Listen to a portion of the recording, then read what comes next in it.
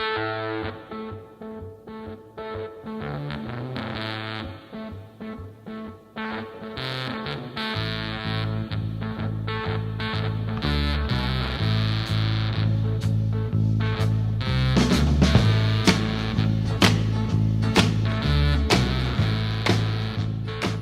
I had this kind of, what?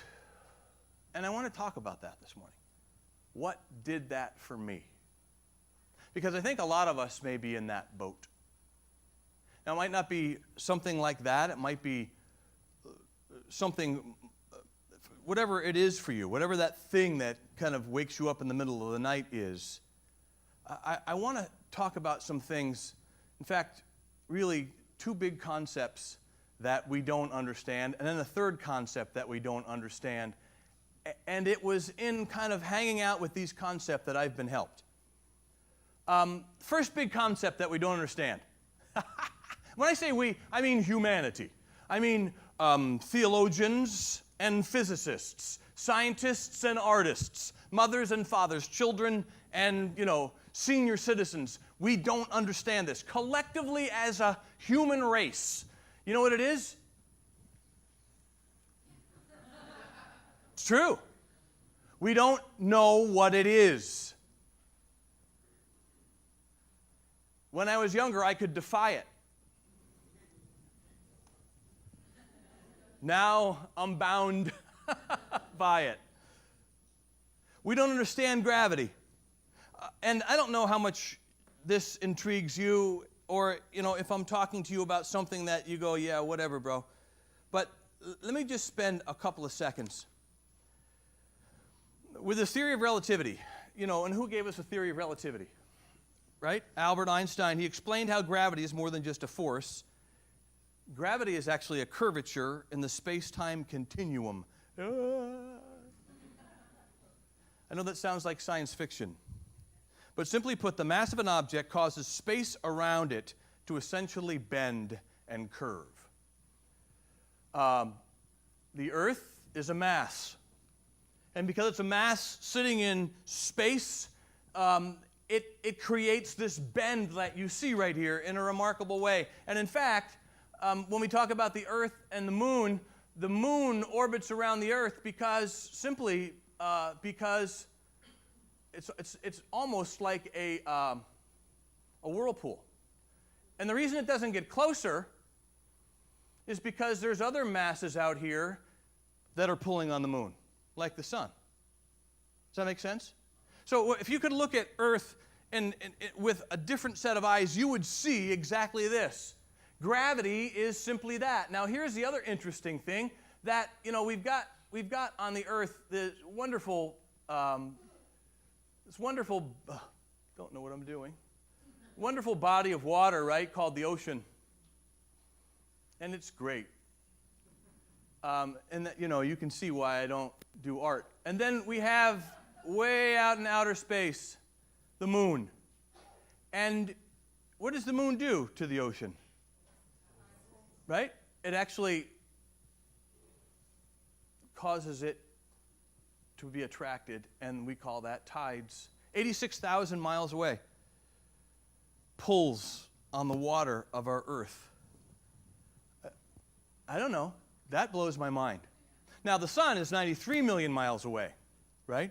And the sun creates a similar situation for us. So just like we're rotating around the moon, the moon's rotating around us, we're also rotating around the sun, and so are the other planets, and the whole thing is moving through space thousands of miles an hour.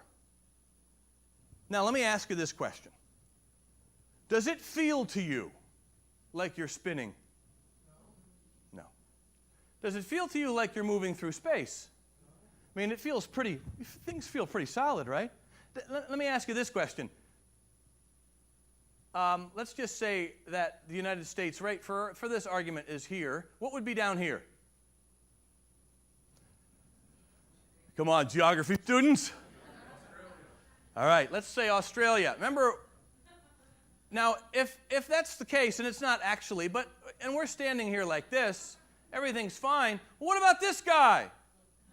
He's upside down. Does he feel upside down? So we've got the moon pulling us and the sun holding us, and we're spinning at an unbelievable speed and hurling through space, and some of the time we're upside down, but we have no idea about any of those things. In fact, what do we call the earth? Terra firma. It's not. It's one of the most movable things that you could ever conceive. Now, how do you get that idea? You get that idea only if you can look at the earth from way out here, right? That's what I want us to do today, is just back out just a little bit. So gravity blows my mind. I mean, just instead of spending, your 30 minutes on looking at, cat videos this week on YouTube, Google gravity. Great work being done, and it's remarkable. And still, no one really understands it. The second concept that we don't understand is time. Now, why do I talk about those two things? Well, like gravity, time is a mystery. I have a clock on this back wall that I'm afraid of. And it can tell me what time it is, but it can't tell me what time is. See, we don't know what time is. I just want to say, we don't know what time is. We don't really know what clocks are measuring. Now, here's how they tie together. As an object gets closer to a mass with a gravitational pull, time slows down. No, time slows down. What do I mean? Well, I'm no physicist. But if you can just visualize this graphic again. Out here, let's just say time is at x speed. Now, the shortest distance between two objects is a what? Right? So if you could get here, let's just say that would be 2x. But time can't do that because of the mass of this object. It has to do this. And so let's call that 3x. Pardon me, let's call that half x. I know. Sorry. I'm sorry. So, now, what's up with time? Time moves through space just like anything else does. Now, the interesting thing is that when you get near a black hole, now the closest black hole is thousands of light years away. But when you get next to a black hole, the gravitational pull of a black hole is so intense that time nearly stops. Imagine that for a second. I don't just mean your watch stops like in the movies. I mean time stops. Talk about anti-aging. I'm talking about time nearly stopping.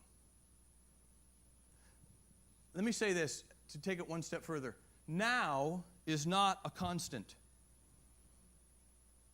Go back to this drawing for a second. Let's just say, are you okay so far? Let's just say that this is Alpha Centauri. It's a star. It's the closest star besides the sun to the Earth. Do you know that the star, Alpha Centauri, when you look at it tonight, what you're seeing, the light you're seeing, left Alpha Centauri 4 years ago. 4. So what you're doing when you're looking at it, Alpha Centauri, now hold on, is 4 years into the future. Do you understand what I'm saying? Now, Alpha Centauri is at an impossible distance. But when you look at the night sky, the closest star, the light is 4 years old. So now here is not now there. Now I know we like to practice being in this moment. right? But we need to understand that there's no such thing as now. Now, what does that have to do with anything? Well, let me tie it together here for you. One more big concept we don't understand. If you think we don't understand gravity and time, this one is really much bigger. We don't understand God. Now, what does this have to do with heaven? What does it have to do with time? What does this have to do with gravity? We know that there is a God. We don't know there is a God. I mean, if you know there is a God, then you're living in certainty, and with certainty, faith doesn't have to be exercised. And so we trust and have faith that there is a God. I do. I shouldn't say we. I trust and have faith that there is a God. But sometimes in my life, in the lives of humanity past, we have had this need for more detail and certitude, and so we've created. One author I read says it like this: God created us in His image, and then we returned the favor. Right? Because we have a need for understanding, we have created, when I say we, I mean all of us do this, we've created our own version of God.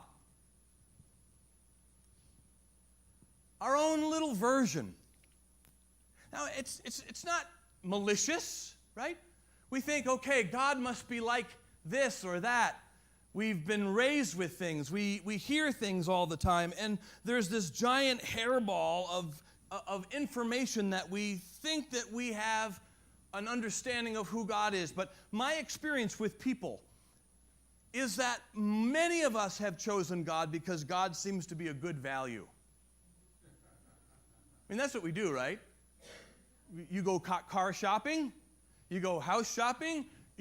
How many of you compare?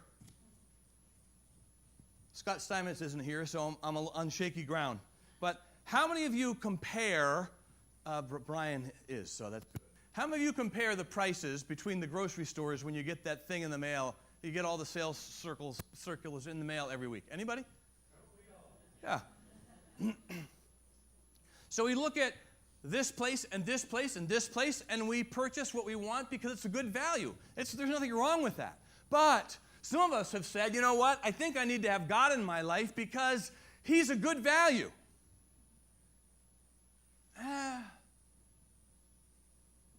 That's a tough one. We think that God's a good value because we think somehow we understand God. And we've heard about this prayer thing. Yeah, this is how this works. There's a deity out there who's omnipotent, means all-powerful, and you can tell Him what you want, and He'll give it to you. Who's not in on that?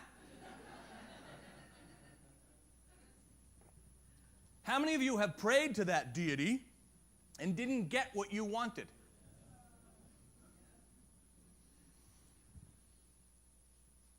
What religion does, it says, oh, you didn't get what you wanted? Oh, you must not be good enough. Oh. You see the beauty of this system? You must not be good enough for the deity to give you what you want, because as we all know, tongue-in-cheek, it's a quid pro quo system, right? So, here's how you be good enough.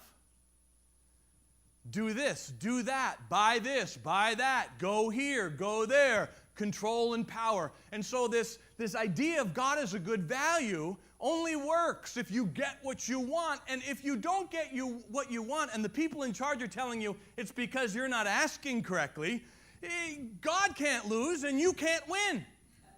Does that make sense? When you choose God as a good value, it's a losing proposition. Now, I'm not saying God isn't a good value. But it's like this. When I first saw the woman that I married, Lynn, who's sitting right over here, I didn't think to myself, okay, let's do a cost-benefit analysis on this. Would Lynn be a good value or not? Right? And then I added, no, I went like this. Wow!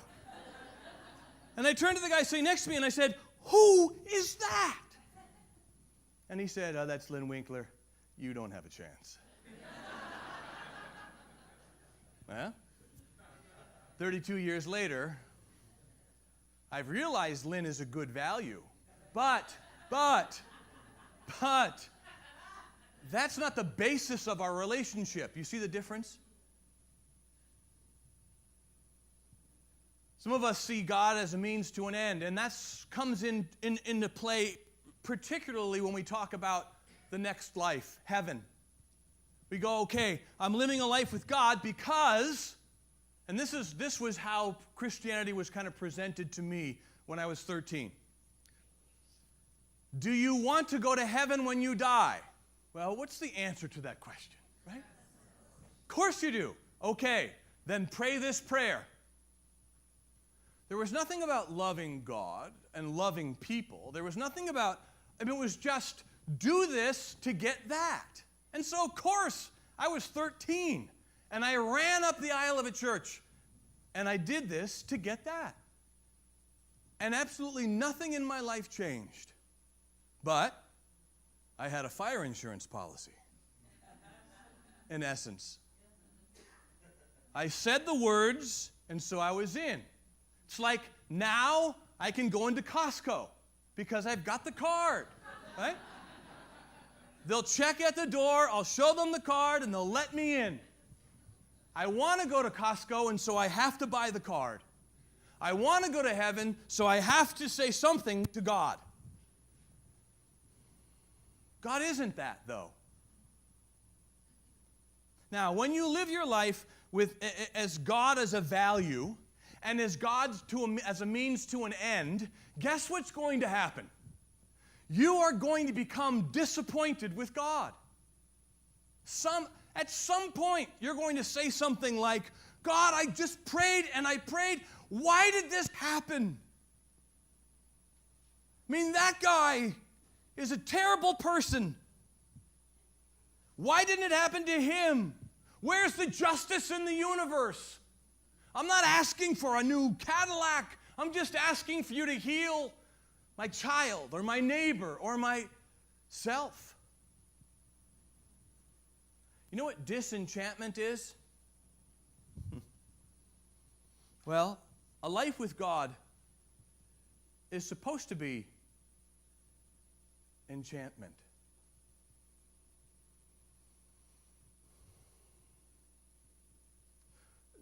It's a right-brained exercise. It's not really spreadsheetable. But when you live with God as a means to an end or as a good value, you become disenchanted. It doesn't work. And off you go.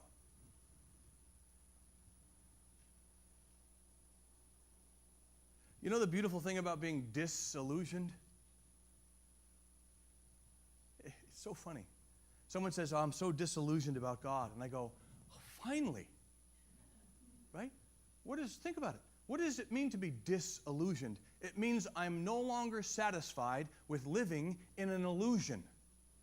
Oh. You know who's the happiest about you being disillusioned with God? God. Like, finally, dude. I don't even like white robes. Right?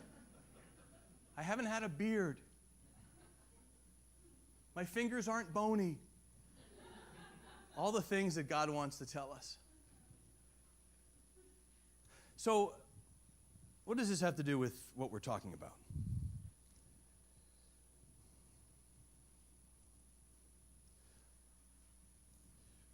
Over my years of study and practice, and by the way,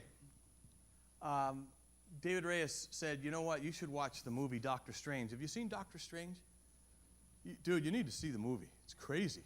There's a line in the movie, Lynn and I watched it this week. I said, "Oh, can we watch Doctor Strange?" And she looked at me like, "Yeah, you're Doctor Strange." Okay, and so we started watching it. It's a great movie. I love superhero movies, love them. And so there's a line in the movie where the Ancient One asks Doctor Strange, which is really his name, "How did you become a wonderful neurosurgeon?" And you know what he says to her? "Study and practice." And I just jumped out of my chair. That's what I've been saying. Study and practice. Study and practice. That's what it takes. And so over my years of study and practice, I've come to grasp that the real God is so much better than the one that we create. So much better. And you know what that God asks us to call him? There it is.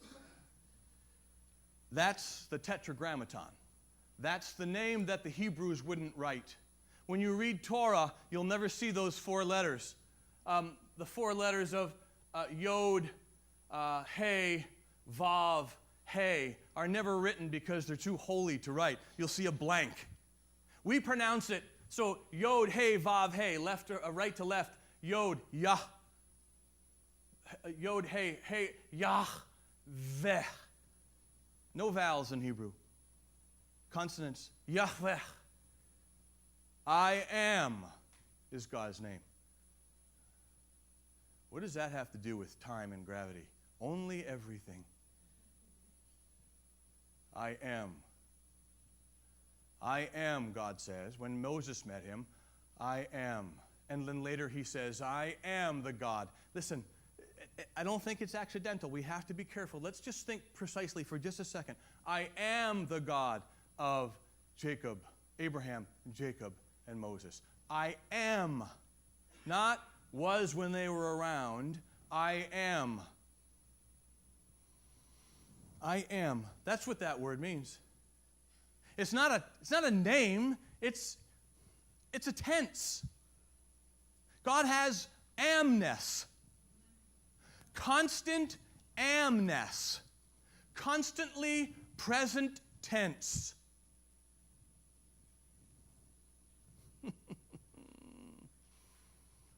The church fathers say this: time in God, or what we call eternity, should not be understood as endless time, but as the simultaneous presence of all time.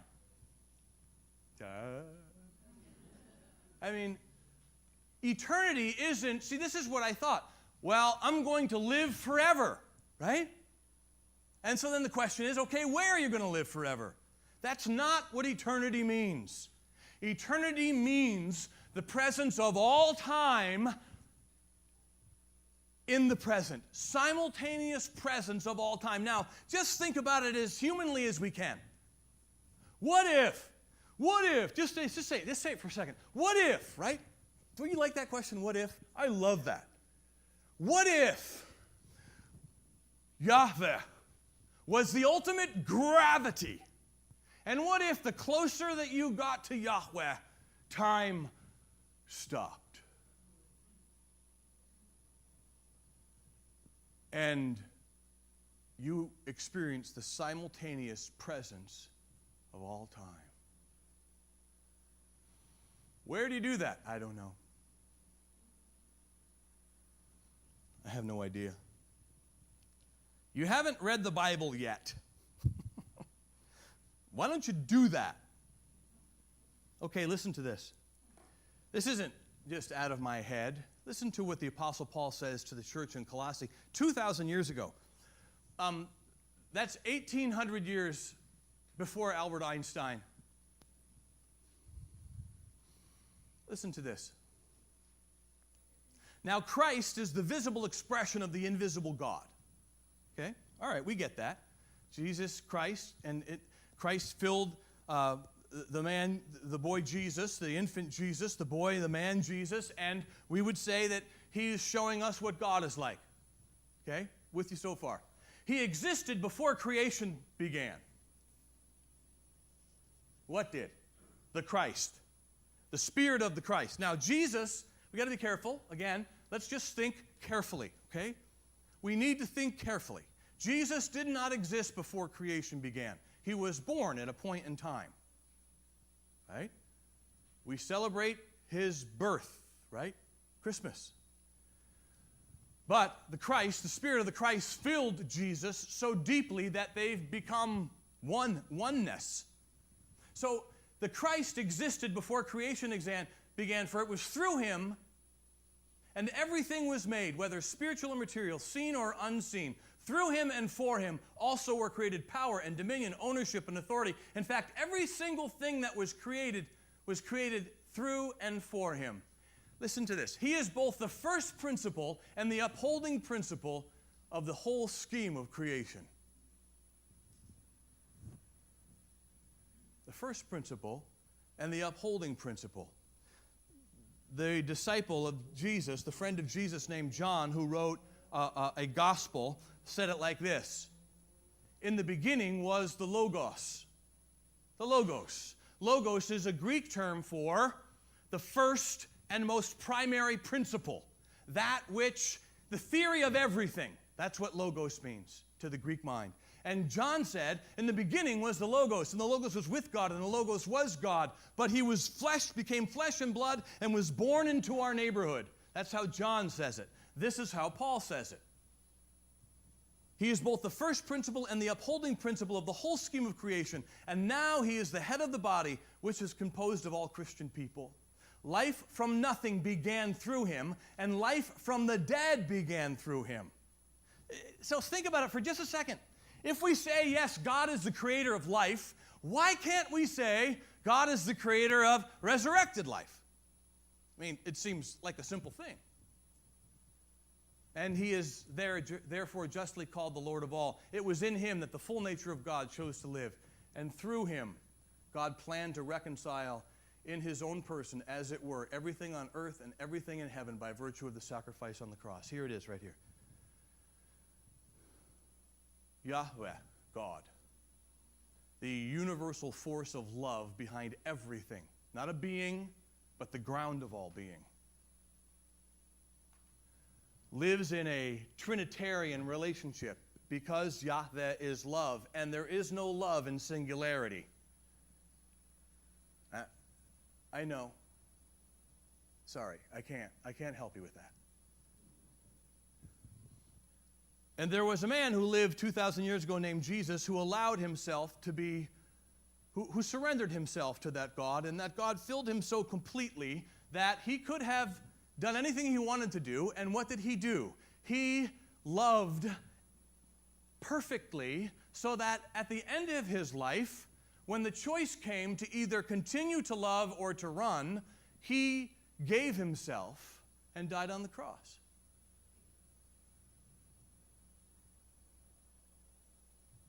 And in doing so, there was this remarkable reconciliation that happened. To me, it's remarkable. Now, let me just say this. So, if we can use the term next, which I think is a faulty term, but let's just use it this morning.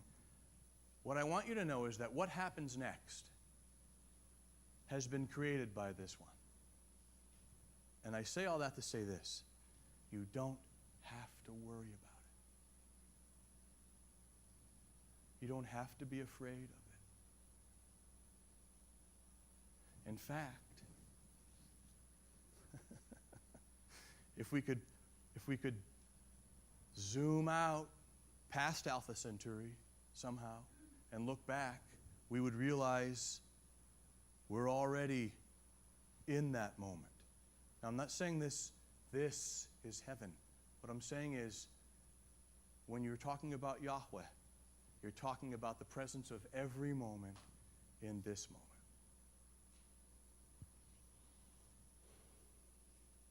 Now, I don't know if you're watching the 49ers game on your phone or if your mind has been blown.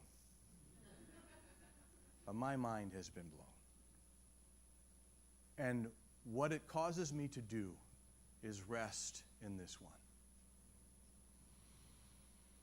And when I came to that conclusion this week, I was much less sad. And so, my hope is that I didn't get here by just using God as a good value, although there's a chance of it. And I hope I didn't get here by just using God as a means to an end. And I have to tell you, there's a chance of it, because we can do all kinds of stuff in our heads.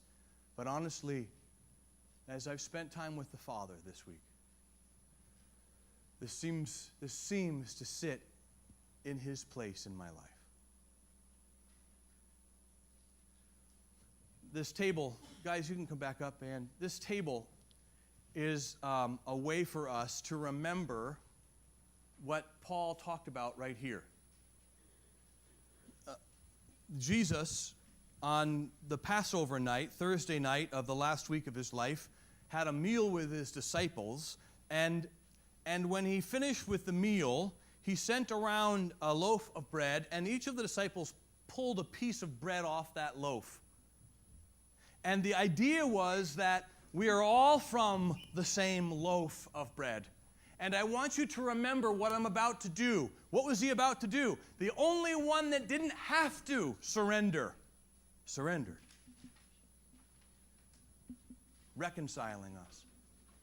And then after supper, it says, after he broke the bread, and I don't know, the church that I grew up in had these little wafers, and I appreciate that, but we missed the picture somehow of one loaf. And after supper, he took the cup and he said, "This cup is a new promise." What's the new promise? The new promise is this: I've taken care of things, and you're going to be okay. He said, as often as you eat this bread and drink this cup, you remember, you proclaim my death until I come. What's so important about proclaiming his death? It's the way. It's the way. Abandonment of self, self-sacrifice. It's the opposite of what happened in the garden where the ego was created. Adam and Eve wanted to be equal with God, although they already were. And so Eve reached for the fruit and picked it in that great creation poem and gave it to Adam. But in the book of Philippians, the Apostle Paul says, let this mind, this nous, this center, let the center of Christ be in the center of you, who did not think, did not think equality with God was something to be grasped. Why? Because he already had it. He made himself of no reputation and was born into the body of a man and then died a death, even the death on the cross. See, that's the way. Abandonment, self-sacrifice. That's the way. The way of Jesus is that way. This week on Morning Joe, he gave the 5 truths that'll transform your life. That's the way. You're not in control. It's not about you. What? You're no more important than anybody else. What? I've forgotten the 4th one. That's number 5, right? You're going to die. What's the 4th one? Sorry. Life is hard. That's not true. And you're going to die. That's what happened on the cross. Jesus embraced all 4 of those things, 5 of those things. That's the way. So, I'll stop talking. Friends, listen. This table is just a time for you to come up and in a visible, tangible way, take a piece of bread and dip it in the cup and put it in your body. And what happens is your body changes on a cellular level, right? When you ingest something, it becomes a part of you. And the idea is that metaphorically, what you're doing is ingesting the spirit of this one. And so as you taste it going down your throat, just ask God, help me, Father, to live that kind of life. Fill me as this bread and juice are filling me. Fill me. There's baskets up here because on these Sundays, that's how we take our offering. And so if you have a gift for the quest, please bring it. If you haven't been here before, then let someone go ahead of you and you'll see how we do communion around here. And while we're doing it, I've asked the band to play a song, one of my favorite songs, a one-hit wonder by a man named Norman Greenbaum. You know what the song is? Yeah. Spirit in the Sky. So, Spirit in the Sky, we come to you because we have tried our best to demystify you, and we're sorry. I pray that you would help us to see your immensity and your beauty. Forgive us for taming you into a lapdog. And I pray, God, that you would somehow help us to see and hear what's true this morning. And I ask this in the Spirit of the Christ. Amen. So come when you're ready, friends.